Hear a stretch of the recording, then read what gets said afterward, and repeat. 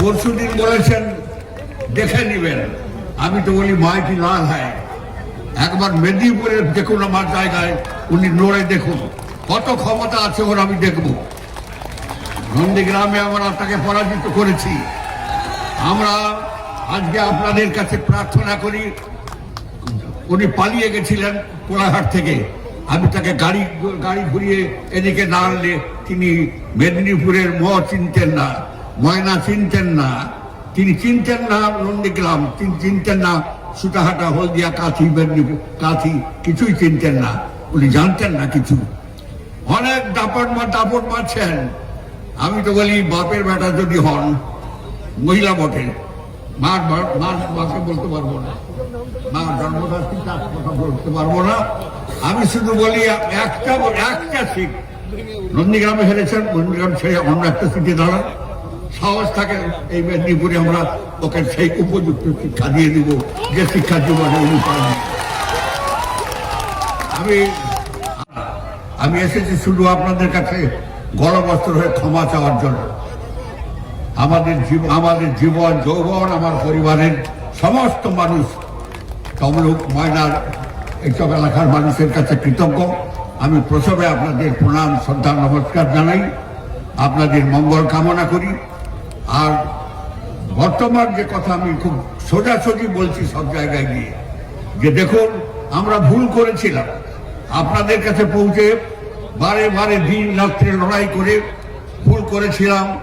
একটি পাষণ্ড মহিলা, যিনি বাংলার মুখ্যমন্ত্রী বলে বলেন বাংলার ভালোবাসেন না, তিনি কাল পরশু দিন বলে তো ভুলে যাচ্ছেন যখন তৃণমূল কংগ্রেস তৈরি হয়েছিল, সেবেলা যখন প্রথম এমপি ভোট হয়েছিল, সেই ভোটে তিনি তৃণমূলের বিরুদ্ধে দাঁড়িয়েছিলেন কাঁথি লোকসভা কেন্দ্রে, তার জামানত বাজেয়াপ্ত হয়েছিল। তৃণমূলের মাত্র 40-50 দিনের তৃণমূলের সংগঠনের কাছে তাকে হারতে হয়েছিল এবং জামানত হারিয়েছিলেন শিশির বাবু। তারপরে মমতা ব্যানার্জির পা ধরে নন্দকুমারে তিনি তৃণমূলে আসার জন্য কালীঘাটে গিয়ে পা ধরেছিলেন এবং নন্দকুমারে এসে অখিলগিরির হাত ধরে তৃণমূল কংগ্রেসে জয়েন করেছিলেন। তো তিনি নিশ্চিতভাবে তারপরে শুভেন্দু অধিকারীকে মমতা ব্যানার্জি দুবার বিধানসভার টিকিট দিয়েছিল। 2001 সালে তিনি হেরেছিলেন, 2004 সালে লোকসভা হেরেছেন তমলুক কেন্দ্রে। তারপরে মমতা ব্যানার্জি দয়া করেছিলেন বলে শুভেন্দু অধিকারী এমএলএ হতে পেরেছিলেন। তো স্বাভাবিক কারণে এগুলো তো মানুষকে আপনি মিথ্যে কথা বলে ভুল বোঝাতে পারেন, কিন্তু এগুলো তো প্রমাণ, এগুলো তো সাধারণ মানুষ, জেলার মানুষ, রাজ্যের মানুষ জানে যে মমতা বন্দ্যোপাধ্যায়ের কাছ থেকে এই পরিবার কি নিয়েছে। তো আজকে নিজেদের স্বার্থ রক্ষার্থে তৃণমূল ত্যাগ করে মমতা ব্যানার্জির পেছনে ছুরি মেরে বিজেপিতে গেছেন এবং কি পথে নন্দীগ্রামে জিতেছেন সেটা তৎকালীন যারা বিজেপিতে ছিল আজকাল তারা পরিষ্কার করে দিচ্ছে যে কি কায়দায়, কি চক্রান্তের শিকার তৃণমূল কংগ্রেস এবং মমতা ব্যানার্জিকে হতে হয়েছে। শিশির বাবু নিশ্চিতভাবে তিনি বর্ষিয়ান নেতা, বর্ষিয়ান মানুষ, তাকে রাজনৈতিক নেতা হিসেবে আমরা শ্রদ্ধা করি, কিন্তু তিনি যে কথাগুলো এখন বলছেন বয়সের ভারে বলছেন, বয়স হয়েছে, অনেক সময় স্মৃতি ধরে রাখতে পারছেন না, তাই এসব কথা বলছেন। মমতা ব্যানার্জি যুব কংগ্রেসের আন্দোলন থেকে অবিভক্ত মেদিনীপুর জেলার জনসংযোগ করেছিলেন। তখন এই শিশির বাবুরা মমতা ব্যানার্জির বিরুদ্ধে ছিলেন, সোমেনপন্থী মমতা ব্যানার্জির পন্থী তখন সারা বাংলায় চলতো। এই শিশির বাবুরা তখন সোমেন মিত্রর পন্থী করতেন, আর মমতা ব্যানার্জি সারা মেদিনীপুর জেলা জুড়ে তিনি জনসংযোগ করেছেন। বিভিন্ন এপার থেকে ওপার মমতা বন্দ্যোপাধ্যায় ছুটে বেড়াতেন। তো শিশির বাবু কি চেনাবেন মমতা ব্যানার্জিকে মেদিনীপুর জেলা? বরঞ্চ মমতা ব্যানার্জির দয়ায় কংগ্রেসে যতদিন কংগ্রেস করেছেন শিশিরবাবু কোনোদিন পদ পাননি। মমতা ব্যানার্জি ছিলেন বলে এমএলএ, এমপি, তার পরিবারের সবাই চেয়ারম্যান, মন্ত্রী মমতা ব্যানার্জির দয়া হয়েছেন। তৃণমূল কংগ্রেসের আগে তার রাজনৈতিক ইতিহাস দেখলে 0, 0। তাই এগুলো বলে বাজার গরম করে কোনো লাভ হবে না। ওনার এগুলো বলার, আমি বললাম তো উনি রাজনৈতিক ব্যক্তিত্ব হিসাবে সিনিয়র মানুষ, আমি ওনাকে কটাক্ষ করতে চাই না, কিন্তু বয়স হলে যা হয় সেটাই ওনার হয়েছে। তো বয়সের ভারে তিনি হয়তো এসব কিছু বলে বেড়াচ্ছেন। মমতা ব্যানার্জি সারা বাংলার মানুষের কাছে শুধু না, এখন দেশের মানুষের কাছে একজন ফিগার। কেন মমতা ব্যানার্জির মতো রাজনৈতিক ব্যক্তিত্ব ভারতবর্ষের এখনো, তিনি যে যত দিনের রাজনীতির ব্যক্তিত্ব, যতবার তিনি নির্বাচিত হয়েছেন ভারতবর্ষে, এই সংখ্যায় কোনো নেতা বর্তমান আছেন বলে, তিনি যে দলের হয়ে প্রচার করছেন সেই দলের প্রধান মুখ নরেন্দ্র মোদীরও আছে বলে আমার ধারণা নেই।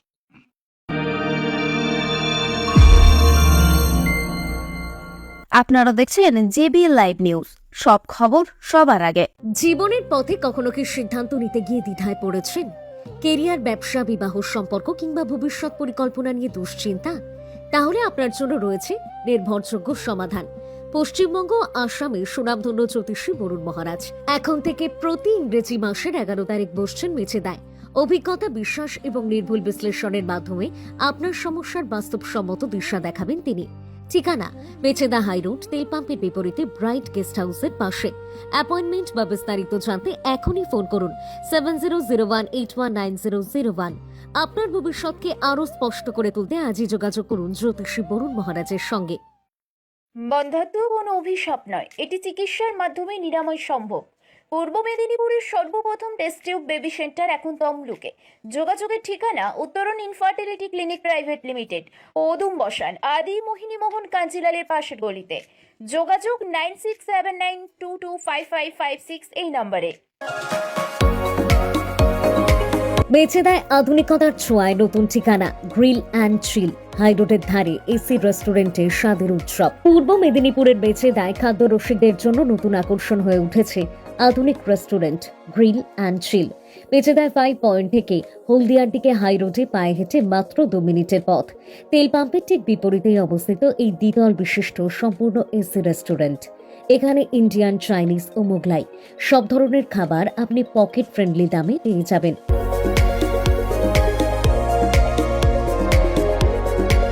স্ন্যাক আইটেমের মধ্যে মিলছে chicken roll, double egg roll, paneer pakora, crispy chilli baby corn, French fries সহ আরও অনেক কিছু। সঙ্গে রয়েছে চা কফির ব্যবস্থাও। মেনুতে রয়েছে স্পেশাল চিকেন বিরিয়ানিও। পরিবার ও বন্ধুদের নিয়ে আরাম করে বসে খাওয়ার জন্য রয়েছে বিশাল জায়গা। জাতীয় সড়কের ধারে হওয়ায় রয়েছে গাড়ি পার্কিং এর সুবিধা। স্বাদে দামি মানানসই খাবার আর দ্রুত পরিষেবায় গ্রিল অ্যান্ড চিলের বিশেষত্ব। অর্ডার বা যোগাযোগের জন্য ফোন করুন এই নম্বরে 8972078589।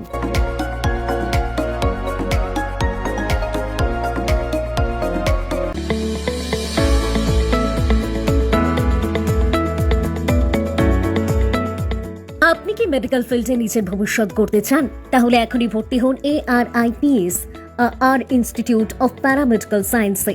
পশ্চিমবঙ্গ সরকারের কারিগরি শিক্ষা দপ্তর ও স্বাস্থ্য ও পরিবার কল্যাণ দপ্তর অনুমোদিত পূর্ব মেদিনীপুরের অন্যতম সেরা প্যারামেডিক্যাল প্রতিষ্ঠান। কোর্স চলাকালীন তমলুকের তাম্রলিপ্ত মেডিকেল কলেজ ও সরকারি হাসপাতালে ইন্টার্নশিপের বিশেষ সুযোগ রয়েছে। ন্যূনতম মাধ্যমিক পাস যোগ্যতায় 6 মাস ও উচ্চ মাধ্যমিক পাস যোগ্যতায় 2 বছরের কোর্স এবং কোর্স শেষে 100% চাকরির সহায়তা। বুকস, ইউনিফর্ম বিনামূল্যে দেওয়া হয়। তাই দেরি না করে আজই যোগাযোগ করুন 9564756474 অথবা 9531785756 এই নম্বরে। ক্যাম্পাস বুরারি বাস স্ট্যান্ডের কাছে, বুরারিহাট, মেচেদা, পূর্ব মেদিনীপুর। ARIPS আপনার সাফল্যের সঠিক ঠিকানা।